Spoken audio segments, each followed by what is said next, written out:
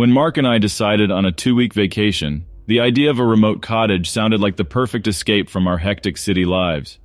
We'd been friends since college, sharing a major in history and an obsession with the paranormal. Our intention was to relax and explore any local legends or haunted spots. We didn't expect to become one. We found Maple Cottage through an online listing, rustic, secluded, and surprisingly cheap. The host had left the keys under a blue pot by the entrance with a small note. "Enjoy your stay. It's quiet out here." The cottage was quaint, a wooden structure with 2 floors surrounded by dense woods. The first evening was uneventful. We set up, cooked dinner, and talked about our plans. The next day we visited the local town, asking about any ghost stories or strange occurrences. Most residents were reticent, but an old woman named Mrs. Hensley mentioned that the land the cottage stood on used to belong to the Turner family, who all died under mysterious circumstances.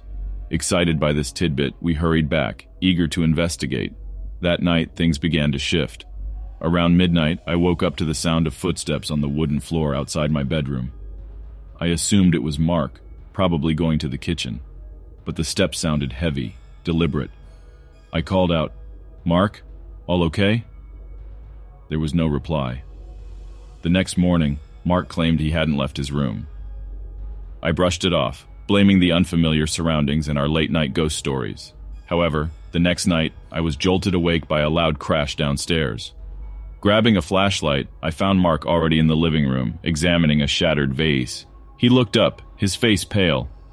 "That was on the mantel," he whispered. It felt like someone pushed me when I entered the room. Over the next couple of days, the disturbances escalated. Doors slammed shut, lights flickered, and the nights were filled with unsettling noises. We both heard whispers, always too low to distinguish any words, but clearly human. Mark grew increasingly paranoid, jumping at shadows and refusing to sleep. On our 6th night, everything changed. I was woken up by a desperate scream, Mark's voice. I bolted out, flashlight in hand, but he wasn't in his room. I searched the entire cottage, my heart pounding. The only place left was the basement. The door was slightly ajar. Descending the wooden steps, a cold breeze hit me. At the bottom, I found Mark's flashlight on the ground, still turned on. But no Mark. I called out, but my voice echoed back. I heard a soft, malicious chuckle from the shadows, making my blood run cold. I sprinted up the stairs, slamming the basement door shut. Frantic, I dialed the local police from my shaky cell. They arrived an hour later, their skepticism evident. Despite their efforts, there was no trace of Mark. They advised me to stay in town, but there was no way I was leaving without my friend. That evening, sitting in the dimly lit living room, I tried to piece together what had happened. I considered leaving, but the thought of abandoning Mark was unbearable. The whispering began again, growing louder. Straining my ears, I caught a phrase this time, "Stay with us." Panicking, I began to barricade myself in the living room, using furniture to block the doors and windows. As hours ticked by, the atmosphere grew oppressive. I could feel eyes on me, watching from the darkness. Determined to fight back, I began looking for anything that could help. I found a box of old papers and photographs, detailing the history of the Turner family. As I delved deeper, the sinister tale unfolded. The family apparently were known occultists, dabbling in dark rituals.